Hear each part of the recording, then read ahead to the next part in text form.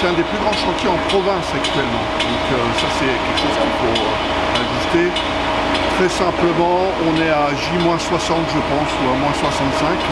L'achèvement des travaux est prévu pour le 12 décembre, le lundi 12 décembre. Donc c'était une date un peu historique qui était liée au recours qu'on s'est gardé précieusement.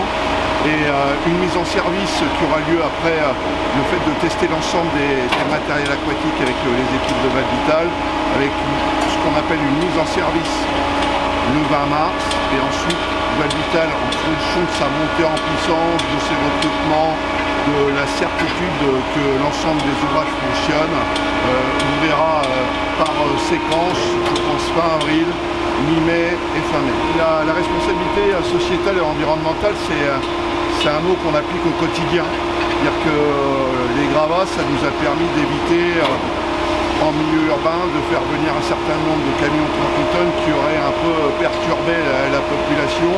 Ça a permis aussi de laisser en sécurité les adolescents du collège et de la cité Chopin. Donc tout ça fait partie d'un dispositif fort de notre part. Ça a été le cas également pour la préservation d'espèces protégées comme ce petit crapaud qui est la lutte accoucheur. Donc tout ça c'est un tout, c'est notre choix de préserver aussi l'avenir d'une très belle cité, d'un très bel endroit. Là, il nous reste plus quelques semaines. On est pour une grande partie quand même dans le nettoyage. Et puis il y a quelques finitions à rajouter, comme tout ce qui est acoustique.